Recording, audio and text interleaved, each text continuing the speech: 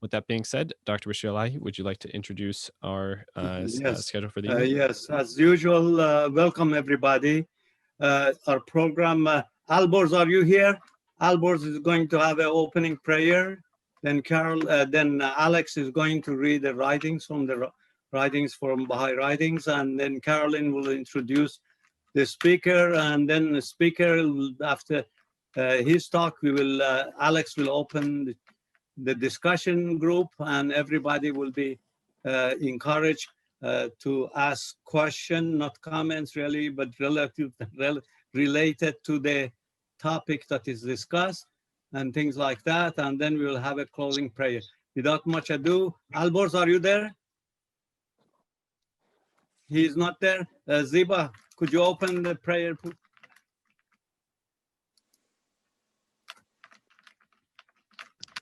We are going to have a healing prayer for one of our friends that in our community, a young man and his family with a young daughter. He had a brain tumor that he was removed, very large one, and he's doing well. And we are asking everybody, please pray for him. Ziba, are you ready? He's not. I can do it, Dr. Bashirelahi. Go ahead, please. Glory be to thee, O Lord my God. I implore thee by thy name, through which thou didst lift up the insides of thy guidance, and didst shed the radiance of thy loving kindness, and didst reveal the sovereignty of thy lordship, through which the lamp of thy names hath appeared within the niche of thine attributes. And he who is the tabernacle of thy unity, and the manifestation of detachment hath shone forth, through which the ways of thy guidance were made known, and the paths of thy good pleasure were marked out, through which the foundations of error have been made to tremble, and the signs of wickedness have been abolished, through which the fountains of wisdom hath birthed forth, and the heavenly table hath been sent down, through which thou didst preserve thy servants, and did vouchsafe thy healing, through which thou didst show forth thy tender mercies unto thy servants, and revealedst thy forgiveness amidst thy creatures. I implore thee to keep safe him who hath held fast and returned unto thee, and clung to thy mercy, and seized the hem of thy loving providence. Send down then upon him thy healing, and make him whole, and endue him with a constancy vouchsafed by thee, and a tranquility bestowed by thy highness. Thou art verily the healer, the preserver, the helper, the almighty, the powerful, the all-glorious, the all-knowing. Baha'u'llah.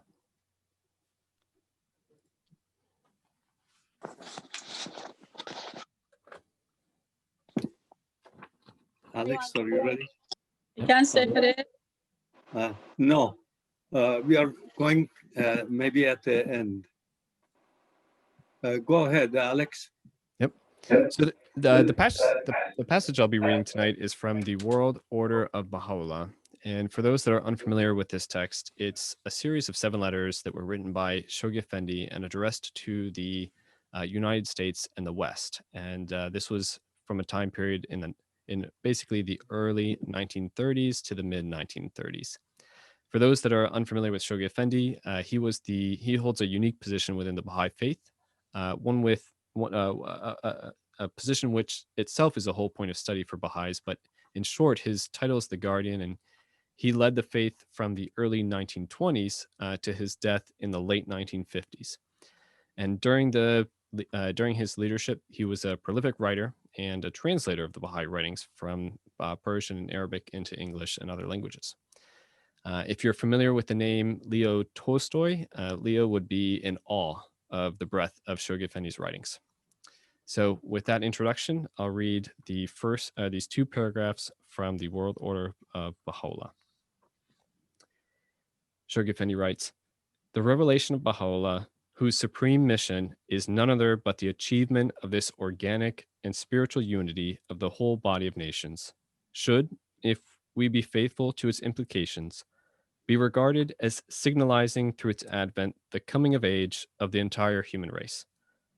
It should be viewed not merely as yet another spiritual revival in the ever-changing fortunes of mankind, not only as a further stage in a chain of progressive revelations, nor even as the culmination of one of a series of recurrent prophetic cycles, but rather as marking the last and highest stage in the stupendous evolution of man's collective life on this planet.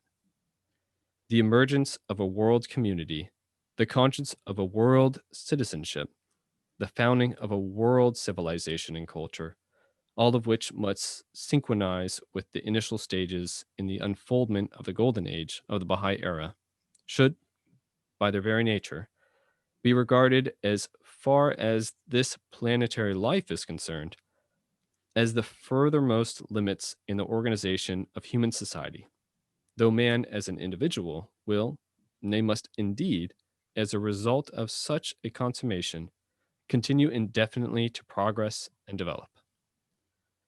That mystic, all-preserving, all-pervasive, yet indefinable change, which we associate with the stage of maturity inevitable in the life of the individual and the development of the fruit, must, if we would correctly apprehend the utterances of Baha'u'llah, have its counterpart in the evolution of the organization of human society.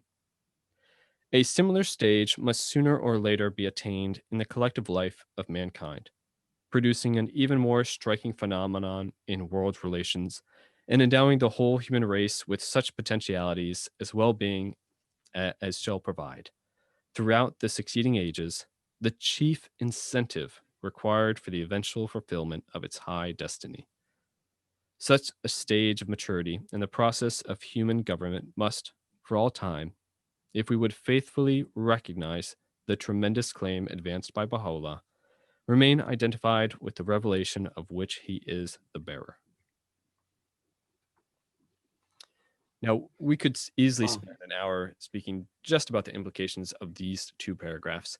But if we remain at the 30,000 foot level, I'll just reinforce the message of a world civilization that Shoghi Effendi speaks about. We're not engaged in a mentality that exists only to better ourselves. No, and we're really taught and really commanded to engage in action and activities that envelop the entire human race. The activities and studies that draw the attention of a child in West Baltimore must also consider the needs and attentions of a child in West India, and vice versa, because our lives are intertwined as if by invisible threads that tie us together, and yet our simple five senses can't see that thread. So, with that, the idea in mind that we are all interconnected and that the Baha'i faith has come for us all, not just for some of us or some other amorphous group, I'll toss it over to my wife to introduce our speaker for the evening. Thanks, Alex. It feels sort of funny to be like a co-anchor tonight. I can think of no one better than to help us cultivate a sort of global worldly mindset than our speaker this evening, Dr. Augusto Lopez Claros, who I have the honor of introducing and whose extensive experience and expertise far exceed this brief introduction. I'll also say that. Dr. Lopez Claros is an international economist with over 30 years of experience in organizations around the globe, including most recently at the World Bank, where he was director of the Global Indicators Group and responsible for the bank's Doing Business report and other international benchmarking studies. Also recently, in 2018 and 2019, he was a senior fellow at the Edmund Walsh School of Foreign Service at Georgetown University. Dr. Lopez Claros received his diploma in mathematical statistics from Cambridge University and his PhD in economics from Duke University. He is understandably a much sought after international speaker, having lectured at some of the world's leading universities and think tanks. Dr. Lopez, we are all so honored to have you with us this evening and look forward to what I am sure will be a deeply thoughtful presentation. So without further ado, I hand it over to you. Thank you, Carolyn, for that generous introduction, and thank you, Alex, for choosing such a pertinent passage from the World Order of Baha'u'llah to begin this conversation. You know, I never refuse an invitation from Dr. Bashirelahi, but I was particularly pleased to speak on this subject because the recent statement from the Baha'i international community on the 75th anniversary of the United Nations, which was released literally just a couple of weeks ago, called Humanity and the Path Towards a Just Global Order, is very dear to my heart for a number of reasons, which will become clear as I share some thoughts with you. You know, you will remember, some of you will remember, because some of you probably were not born yet, but in 1985, on the 40th anniversary of the founding of the United Nations, the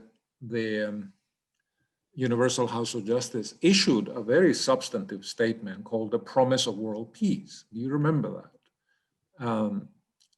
It was shared with the heads of state and civil society organizations and many other stakeholders, and it was a very substantive statement about the need for world peace and some of the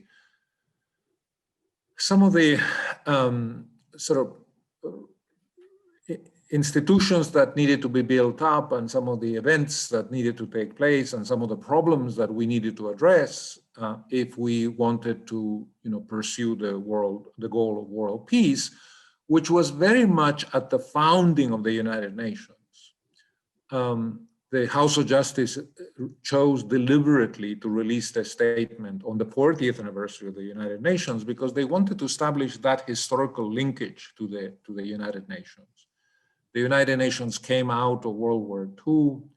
It was established against the background of 60 million fatalities in what, up to that time, was the single most bloody and most prolonged and destructive war, global war, in the history of mankind, as far as we know.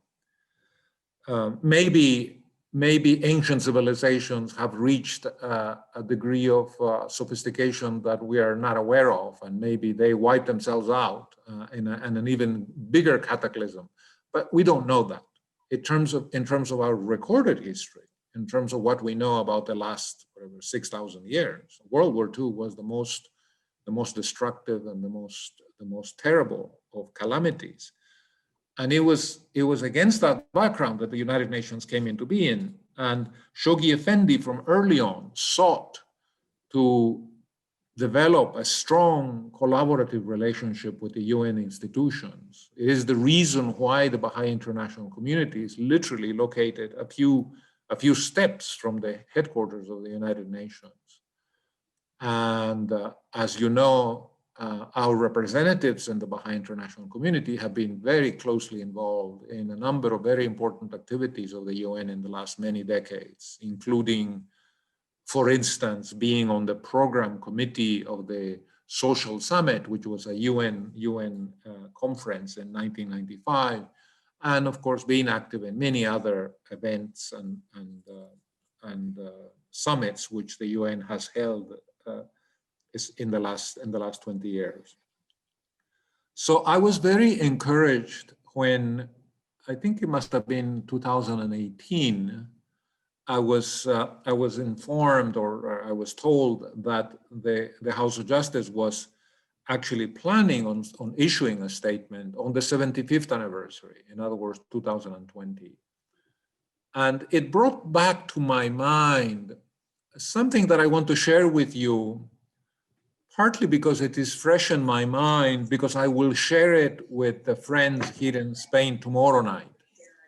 As you know, Douglas Martin passed away in late September. Douglas Martin was a former member of the Universal House of Justice, and is somebody that I became very close to, from many years ago. When my wife and I were living in Spain in an earlier episode more than a decade ago, He came to visit us a couple of times. And then when we moved to Washington, he came to visit from Toronto, because by then he had retired a couple of times. And when the House of Justice wanted to release this statement, the promise of world peace, it actually invited to the World Center 3 very prominent Baha'is at the time: Douglas Martin, William Hatcher, and Firusizadeh.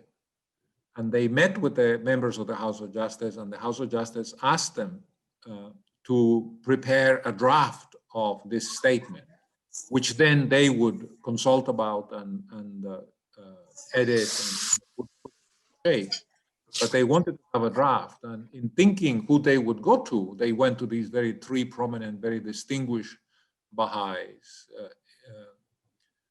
Hatcher, Douglas Martin, and Firusizadeh. And I actually have in my possession a beautiful photograph of them, which was taken in 1985 when they went to the World Center. And Douglas Martin told me an anecdote, which I don't think is well known, which I want to share with you because it's such a sweet, it has such a sweet undertone.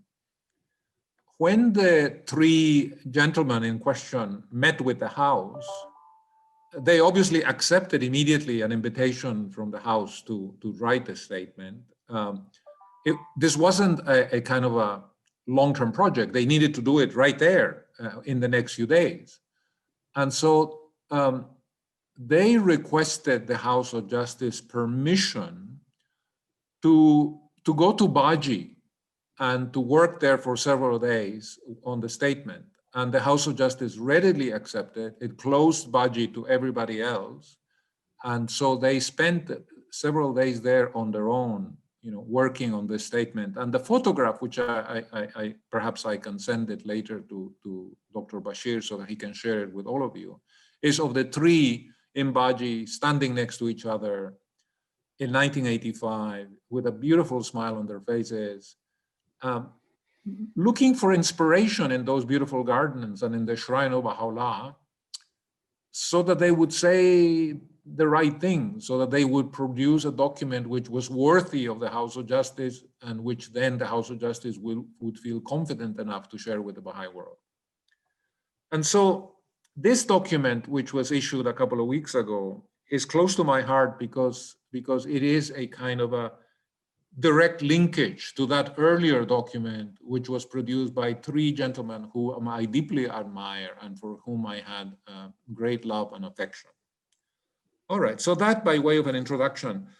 This document, which is not as long as the Promise of World Peace, but I have no doubt is as important, and you have to be absolutely certain that even though it is issued by the Baha'i international community, every single word of it has been approved and gone over by the members of the House of Justice. So it has the credibility and it has the importance of the Promise of World Peace. But something that caught my attention as I read the statement is that there is this idea of crisis and victory, which is very present in the history of the Baha'i community. That very often when you look at our history, and already Shoghi Effendi had alluded to this, how sometimes a crisis, such as the attempt on the life of the Shah by 2 Babis, in the early phase of the Babi revelation, initially was a huge crisis for the community, but then later on, contributed in some ways to bring the attention of the community to the broader population, and led to, of course, other victories. And this pattern is repeated, throughout the Baha'i history. And this is a pattern which also repeats itself, in the history of the world. World War I, which was a crisis, led to what Shoghi Effendi later on characterized as perhaps one of the most important initiatives of international cooperation up to that time, which was the creation of the League of Nations. World War II, as I said, led to the United Nations, and then 12 years later to the establishment of what today is the European Union, which is in many ways a model that very closely resonates the vision of global order, which Shoghi Effendi presents in that wonderful letter, The World Order of Baha'u'llah, or collection of letters. In fact, the statement refers to how in coming years we will see possibilities opening up for marked social change, and that these possibilities, if we take advantage of them, could lead to stability and to processes and institutions and events which will enrich the life of its inhabitants. And I found that so encouraging, that they would begin making a statement that essentially was very hopeful. It was a statement that highlighted the hidden possibilities that will be there in coming years for us to substantially improve our institutional framework and the quality of lives of people all over the world.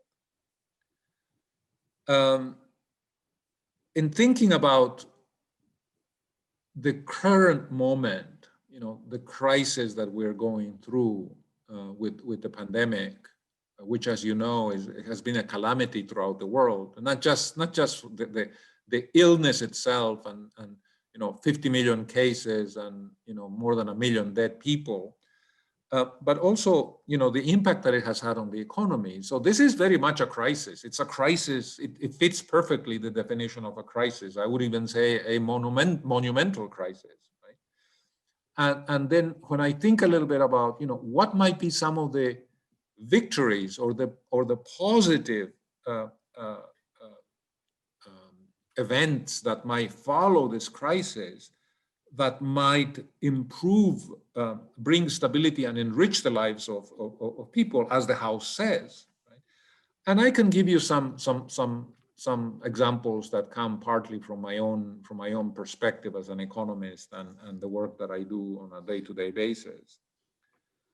One aspect of this, and these are 3 quick examples that I will give you. One aspect of this is that this crisis has shown how unprepared we are, for this kind of pandemic. It has shown how our health systems, not just in Africa and in Latin America and in other parts of the developing world, but even in high-income countries, even in places like New York and California, to say nothing of many places in Europe, all of them rich, high-income countries, how our health systems are totally unprepared to deal with a crisis of this nature. And that this is a reality that we're having to face. And the upside of this is that we may, in coming years, make an effort, our governments will make an effort, to better prepare us for this kind of crisis in the future. Because being unprepared is very costly. It's costly in terms of human lives, and it's also costly in terms of our budgets. Because if we're not prepared, instead of having a limited crisis with a small impact, we have what we have today, a huge crisis with a huge impact. And to deal with that is, of course, always more costly. It's the difference between eating well and exercising to have a healthy old age, or having a very undisciplined life full of excess and bad habits, and then have to deal with the consequences of heart attacks and other problems in our late age, which dealing with them is, of course, incredibly more costly. Not only do we suffer more, not only are we more stressed, but we have spent a great deal more resources to deal with the consequences, right? So I think that this crisis is going to lead to a rethinking of our priorities, is going to lead to many governments questioning some even basic concepts. Let me give you an example. When you think of security, when the politicians talk about security, right? After 9/11 in the United States, you created an entire new ministry, the Department of Homeland Security, right? So what do people usually think when they speak about security? Well, in today's contemporary language, security usually is framed in militaristic terms. It is framed in terms of aggression and weapons and developing systems which are going to protect us from some adversary. Countries spent a great deal of money on defense, on propping up military establishments, building up armies and navies and air forces, because they want to safeguard the security of the people. Politicians who are running for office, they say about themselves, if they want to gain favor with the public, that they are strong on defense, that they favor propping up the military and so on and so forth. Right? And what this crisis has shown is that we have to evolve this meaning of security. Security maybe has more to do with our health, maybe has to do more with having access to jobs and being able to generate an income so that we can support our families. Maybe it has to do more with human welfare rather than this traditional concept of security, which is framed in military terms. We may have the best airplanes and the best navies in the world. I don't mean the United States, I mean any other country. But if we are not prepared to face a pandemic, the pandemic is going to wipe us out, is going to collapse our economy, and our weapons and our airplanes and our ships are going to be completely useless, right? So do you understand what I'm saying? When Baha'u'llah met with Edward Brown, he lamented the fact that at that time, this late 19th century, countries were spending so much money in what he said, machinery and weapons for the destruction of humankind rather than in that which would be conducive to the happiness of mankind. So he already understood, the misuse that we were making of resources. And so I think COVID-19 is going to present a great opportunity in coming years for governments to rethink our priorities, and for us people as voters. Well, I don't get to vote in the United States. My daughter is an American and she votes for us as a family, okay? But other than that, we don't have voice. But people have citizenship and they vote in other countries. And we do have a responsibility to vote and to put in office people who are going to be thinking in this broader sort of terms of human welfare. All right, coming back to the statement. Obviously, because it is issued on the 75th anniversary of the United Nations, the statement does refer to the United Nations. It says that it is the largest forum to bring 193 countries together to give expression to humanity's common will. And it is true. The United Nations is not perfect. It may be ineffective in many ways, but it's the best thing we have.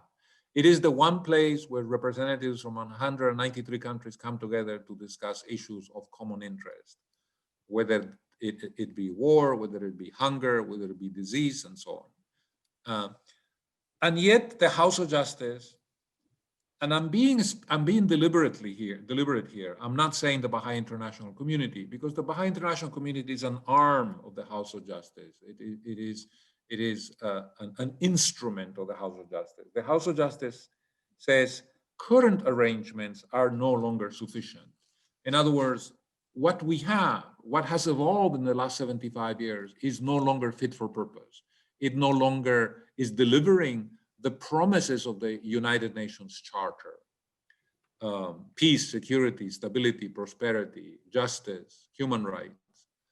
And so again, as I read this statement, which is supportive of the United Nations, but also kind of realistic about its limitations and recognizing that against the background of the problems that we face today, it is an organization that is no longer effective. It's no longer an instrument that is going to deliver all these things that it was supposed to deliver, right?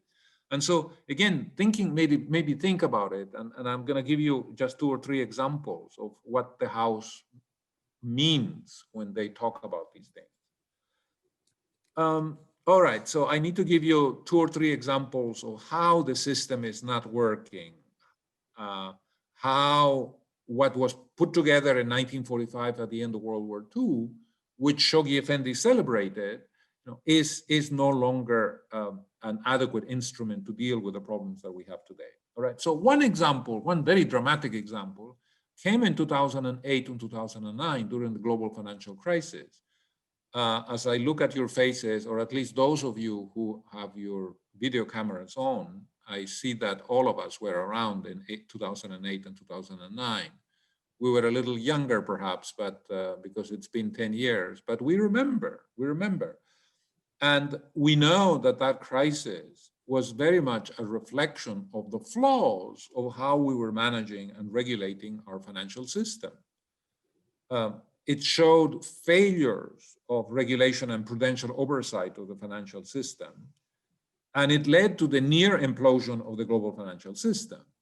We're still dealing with the after effects of that crisis, believe it or not. You may think it's 10, 11 years ago, but one consequence of that crisis has been, much larger levels of public debt, because what we did during that crisis was to spend our way out of that crisis, and pretty much everybody did it here in North America, in Europe, and in other parts of the world, and that those debt levels are going to have to be carried into the future.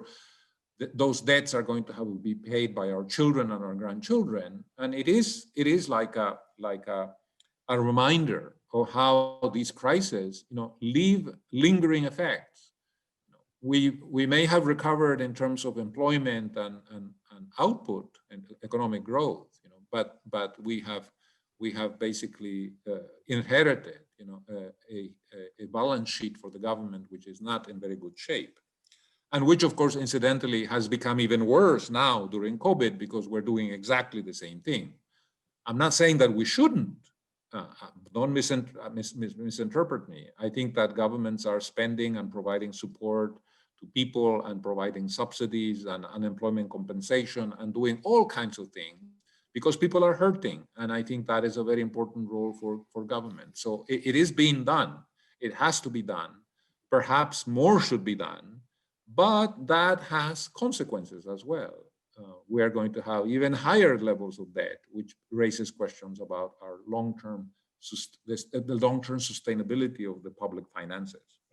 So that's one example. Another example, which is more recent and perhaps even more worrying, is that the current approach that we have to managing climate change, which is the most important challenge that we're facing in the world today, is not working. The architecture that underpins how we manage climate change is just not working. And the proof of that is that while in 2015, 175 governments came together in Paris to agree on emissions reductions, it hasn't taken place. Emissions have continued to rise because these arrangements are voluntary. They are not binding. There are no penalties if you don't fulfill your commitments. And even if you assume that everybody will do everything that they promised in Paris in 2015, it still doesn't prevent temperatures from rising more than 2 degrees, which is the threshold, the critical threshold that scientists have warned us against, that we mustn't pass. And then there is a third example, which of course Abdul Baha warned us about in the talks that he gave in 1912 as he was traveling in America. He spoke about income inequality. He didn't call it income inequality. He said extremes of wealth and poverty. It's exactly the same concept. Income inequality is a more technical term that is used by economists and that has been picked up by the media and has become part of the sort of daily jargon. But Abdul Baha said that if income inequality or extremes of wealth and poverty were not dealt with, they were not addressed, it would lead to the destabilization of society, and it would lead to a potential collapse of the social order. And this is what we see in many parts of the world, that as these extremes become wider and larger, there is a sense of disquiet. The emergence of demagogues and populists in many parts of the world is linked in part, to the dissatisfaction that people have with the way the economic system is not delivering benefits to all. It is delivering a lot of benefits to the people who already have a lot and leaving many people behind. And you see that when this happens, then people sabotage the democratic process. They vote for the demagogues. They say to themselves, well, I'll put my vote for this guy because things can't get worse for me. So let me try my luck. Maybe this person will do something for me. And of course, inevitably that leads to disappointment, because usually the demagogue doesn't have an idea of how to address these problems or doesn't particularly care. So again, I come back to what Abdul Baha said. If you don't fix this problem, he said in a talk that he gave, I think it was in New Jersey, it will come back to haunt you, and it will undermine the basis of your societies. Right? So that is a problem. Okay. And then let me just mention a couple more areas which are part of this document, which I found one of them in particular I was very, very cheerful about, because it is very much part of this book that I wrote with Arthur Dahl and Maya Groff, which is a project that received an award by a Swedish foundation a couple of years ago. The book is called Global Governance and the Emergence of Global Institutions. And in the book, there is an entire chapter where we discuss the idea of establishing what is called a World Parliamentary Assembly. And the statement released a couple of weeks ago picks up this idea and develops it and endorses it in a very important way. And let me just explain what this idea is, right? When the United Nations was created, very prominent thinkers like Albert Einstein were saying, this is not designed well. The General Assembly, which is the most important body within the UN system, is essentially made up of people who are government appointees. Right? So it's the ruling party that in country X that brings in a few diplomats and makes them sit in the General Assembly. And if the government back in the capital is not happy with one of its representatives, it can change them, instantly at will. And Einstein in 1947, he gave a radio interview where he said, the method of representation of the United Nations should be considerably modified. The moral authority of the UN would be considerably enhanced if the delegates were elected directly by the people. And this, Einstein he wasn't just the genius of a scientist, in the last part of his life, the last 20 years of his life, he actually became a very strong advocate for peace, and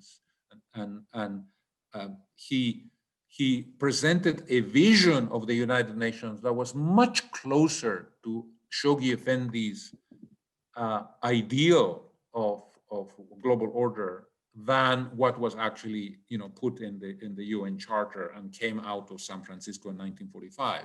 So for me, reading what Einstein wrote around that time, 1947, 48, 49, 50, until the moment of his death when he passed away in 1955, he was a strong advocate of this vision of global order put forward by Shoghi Effendi in the world order of Baha'u'llah.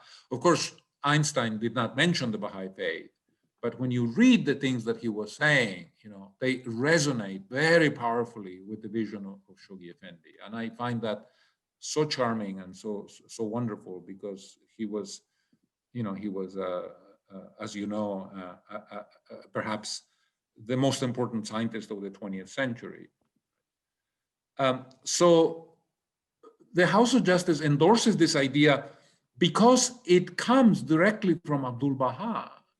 Abdul Baha in 1920 wrote the Tablet of the Hague, and he sent it to this committee that was operating in the Netherlands, that was advocating and promoting the League of Nations. And in that tablet, Abdul Baha speaks about the requirements for world peace. And he makes the proposal that we should create a World Parliamentary Assembly.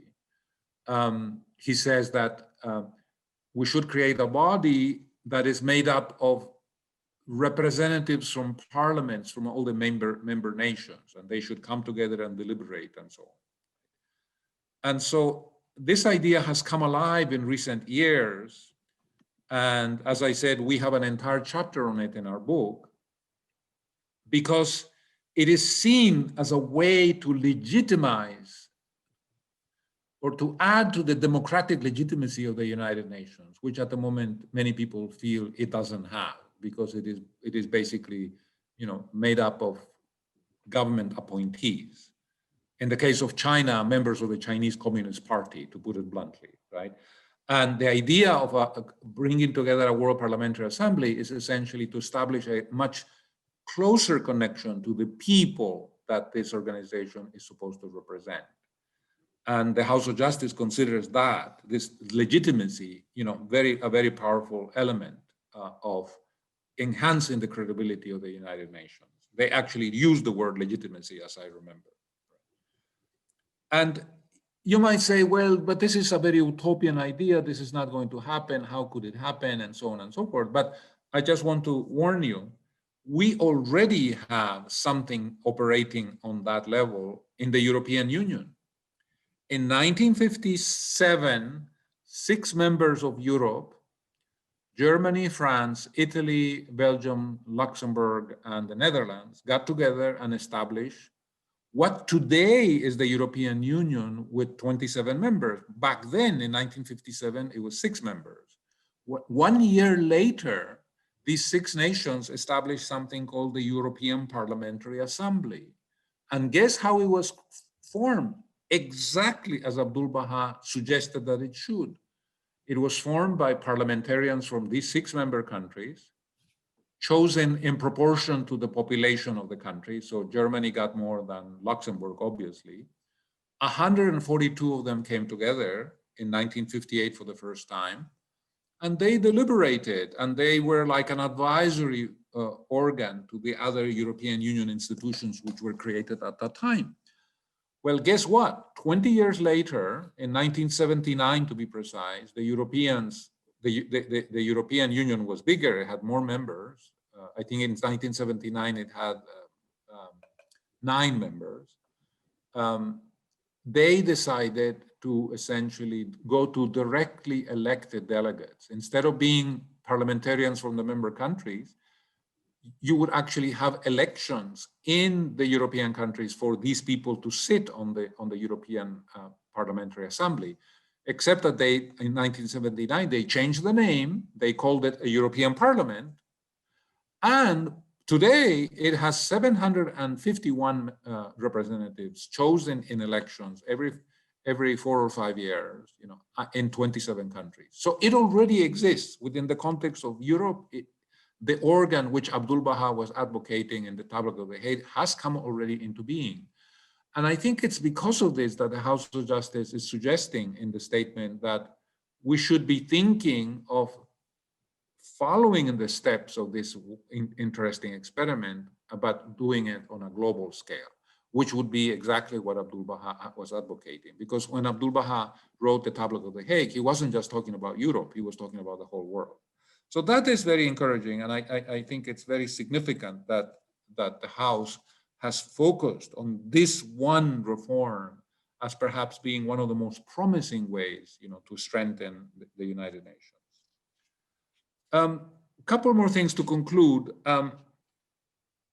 The House says progress for all is not achievable if material advancement is divorced from spiritual and ethical advancement. They bring in the moral dimension to all of this debate, which I think is very, very appropriate.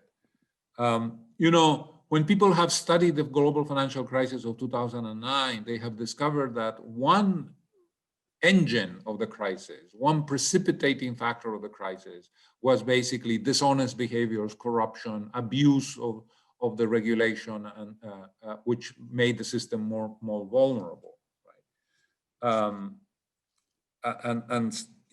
At the time of the crisis, I remember Amartya Sen, who's a very prominent economist who won the Nobel Prize in 2009, earlier, in sort of before the crisis, he wrote a piece in which he reminded us that Adam Smith, who's the father of economics and economic science, had spoken about the importance of attributes. He said that the market is not going to work well. This is 200 years ago. The market is not going to work well if it is not based on a foundation of prudence, public spirit, moderation. And he mentioned a couple of other qualities, I don't remember exactly, but the idea is essentially that for the economy to work effectively, it has to have a solid moral foundation, and the House of Justice is remembering us this in the letter. And then finally, they say something that I have always felt to be the case, and it was very encouraging to see it restated, that the UN Charter, the UN Charter is like the Constitution of the United Nations. It's the equivalent of the US Constitution, which was drafted in Philadelphia more than 200 years ago. They say that the UN Charter provides a moral framework which has to be applied with increasing fidelity. And what are the elements of this moral framework? Well, respect for international law, upholding of fundamental human rights, adherence to treaties and agreements, and so on. And to highlight the importance of this moral framework provided by the United Nations, they quote Baha'u'llah, who said, words must be supported by deeds, for deeds are the true test of words. Let me finish by reading to you the last two paragraphs of this statement. They're both short. It'll take me 1 minute to read them. They say the years concluding the United Nations first century, that is 2045, not now, but 25 years from now, represent a period of immense opportunity. Collaboration is possible on scales undreamt of in past ages, opening unparalleled prospects for progress. That's wonderful. It's very hopeful. It's a grand vision for the potential future before us in the next 25 years. And then they say, yet failure to reach an arrangement supporting effective global coordination risks consequences far more severe, potentially catastrophic than those arising from recent disruptions. The task before the community of nations then is to ensure that the machinery of international politics and power is increasingly directed towards cooperation and unity. This is a warning, my friends. It's a warning from the House of Justice saying, get your act together, because if you don't, there will be a lot of pain coming our way. And then they conclude, at the centenary of the United Nations, again, this is forward-looking, not now, 25 years from now, in the year 2045, might it not be possible for all the inhabitants of our common homeland to be confident that we have set in motion a realistic process for building the global order needed to sustain progress in the coming centuries? This is a question. It is a rhetorical question. They're basically saying, wouldn't it be wonderful if we got our act together and in the next 25 years establish a solid foundation for the kind of vision which is common to all the world's religions? In some religions, this is called the kingdom of God on earth. We in the Baha'i faith don't use that term. But we do have a vision of a much better period in the future. And in fact, the two paragraphs read by Alex at the beginning of this talk exactly highlight that, the latent potentialities for human progress in the future, if we get our act together, if we begin to collaborate, if we begin to establish a foundation for global cooperation. This is, and they conclude, this is the hope of the Baha'i international community and the goal towards which it labors. we echo the poignant appeal long ago voiced by Baha'u'llah about the leaders and arbiters of human affairs. And then they finish quoting Baha'u'llah, who said, let them, the leaders, take counsel together and through anxious and full deliberation, administer to a diseased and sorely afflicted world the remedy it required. You know, I can't think of a more appropriate moment in human history for this statement to have been released, you know, because it matches not only the 75th anniversary of the United Nations, but it also matches a period of intense crisis, which we have not seen in many, many decades. And I think for that reason, I think it will resonate very powerfully with people who read it. Friends, that is what I wanted to share with you. And so, Dr. Bashir, back to you in case there are a couple of. Wow. Dr. Lopez, I can't thank you enough. You know, I'm sure most of our audience, they know it's 2:30 or something, 2 o'clock, 2 a.m. in Madrid, and you are speaking from your house in Madrid. Besides that, you have done something that really is inspiring for me all the time. Your dedication to help mankind is really has been always inspiring for me. I really appreciate that.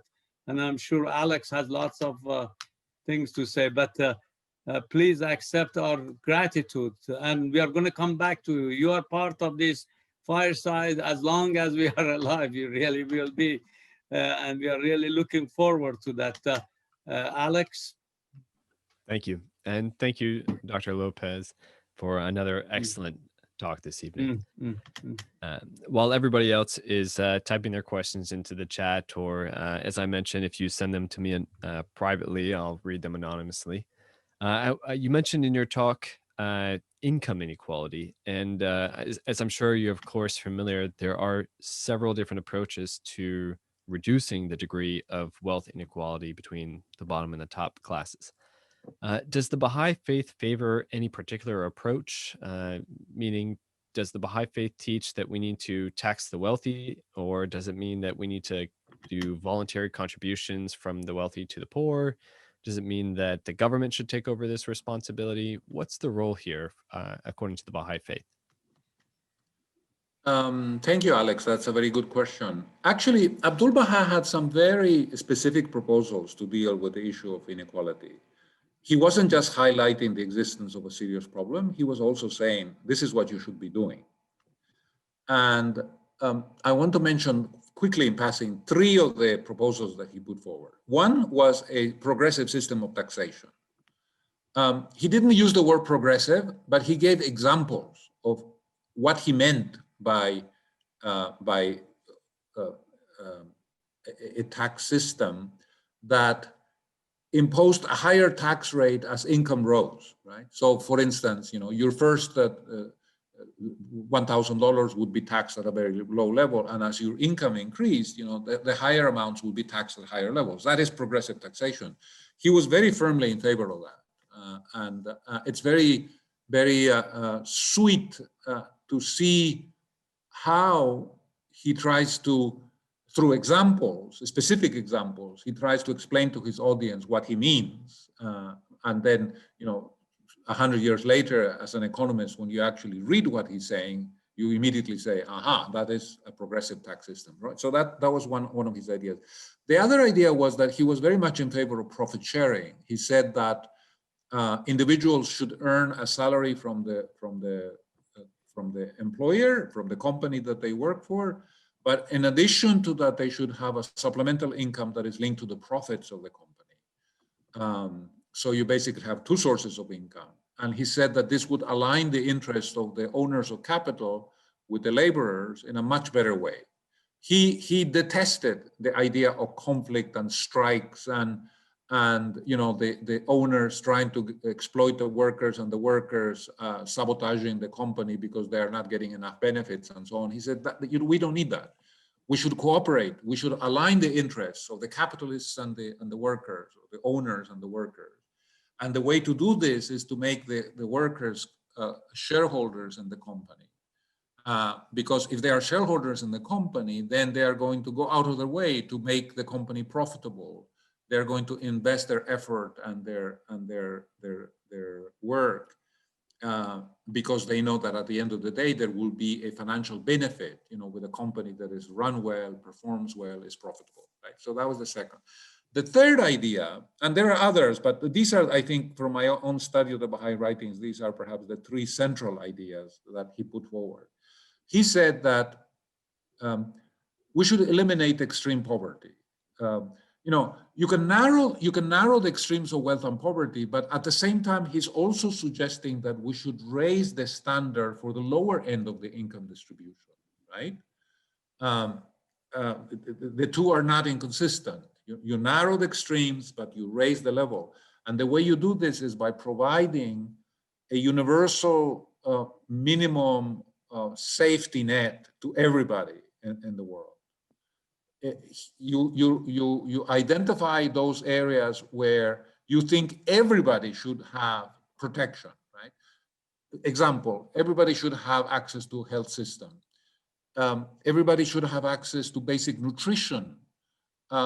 We shouldn't have people who basically don't eat enough and don't get enough nutrients in the early childhood, and as a result of that are going to be part of the 820 million malnourished people which we have today, which is a scandal, right? So in these talks that he gave, this idea of having a safety net which protects everybody below which nobody falls is very much part of what today is referred to sometimes as universal basic income or something along those lines. That idea is very much present. Actually, I mentioned to you in passing, I actually wrote to the World Center a couple of years ago, seeking guidance on this particular issue, and the answer which I received was very much endorsing the idea, which is very much part of Abdul Baha's recommendations for dealing with income inequality. So let me be selfish for a second and ask a follow-up question to that. My previous question was about the Baha'i guidance according to these principles, but for societies that, regardless of their religious affiliation, for societies that have carried out these principles, have they benefited? Well, progressive taxation has become very common in the world. Not every country has progressive systems of taxation, but most do, and even countries in the developing world are adopting it. And yes, this has been largely beneficial because when you have progressive taxation, first you get a system that is more equitable. The wealthier pay more, proportionally more. But it also empowers the government to collect more revenue, which then they can spend in education and health, et cetera, right? Obviously, it's very important that the government is clean, transparent, that it regards its duties as being of service to the people. This brings us a little bit into the spiritual dimension, which Abdul Baha emphasized a great deal. You can design all kinds of policies, but if the bureaucrats are corrupt, if the government is run by crooks, then there's going to be no benefit to your policies because it will all just be taken away, right? So Abdul Baha very much emphasizes issues of integrity, honesty, public servants which are qualified to work to do the work that they do, and so on and so forth. So so progressive taxation has worked. Profit sharing, I think that it's not universal. It is done in some industries. In the financial sector, for instance, is quite common.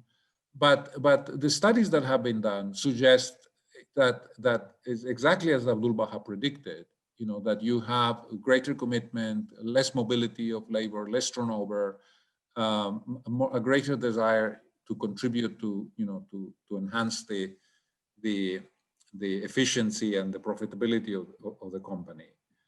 The issue of a universal safety net, well, that elements of that have already emerged. Abdul Baha was giving these talks in 1912. In the United States in 1912, there was no system of social protection. There were no pensions, there was no Medicare, there was no Medicaid, There was no attempt on the part of the government to protect anybody. If you lost your job, you lost your job. There was no unemployment compensation. Those things came decades later with the New Deal and with Roosevelt. So countries have moved in that direction throughout the world. And I think it has been a very important element of essentially reducing poverty and improving, human welfare. Without that, we wouldn't have seen the improvement in average life expectancy, reductions in infant mortality, reductions in illiteracy, and so on. All right, friends, let me suggest the following. I have 3 Zoom commitments tomorrow. All right, it's just one of these funny situations that everything comes together tomorrow for some reason.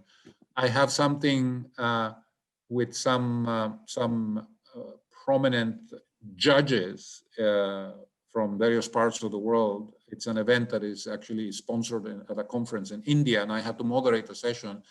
And then something that I'm really looking forward to in the evening is essentially the National Assembly of Spain has asked me, they have organized an event tomorrow, a kind of a Zoom event, for the Spanish Bahá'í community to commemorate Douglas Martin.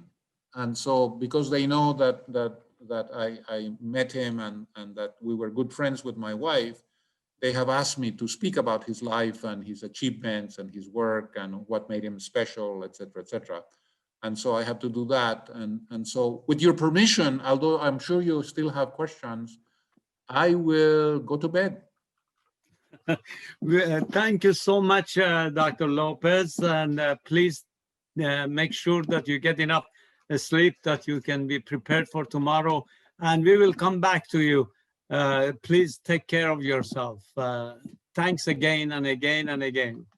All right. Thank you, my dear friends. It's a pleasure to see you all. And I'm sure that, like me, you have been glued to your television sets following the results of the US election. So maybe there will be a little bit more clarity tomorrow. Okay, good luck to all of us, all right? Thanks again. All right, Good night. bye-bye. Bye. Alex, may I ask you or Jane to make that document that Dr. Lopez was talking, the reference available, that people that they can go and read themselves? It should be, I think Jane would have the reference. Are you there, Jane?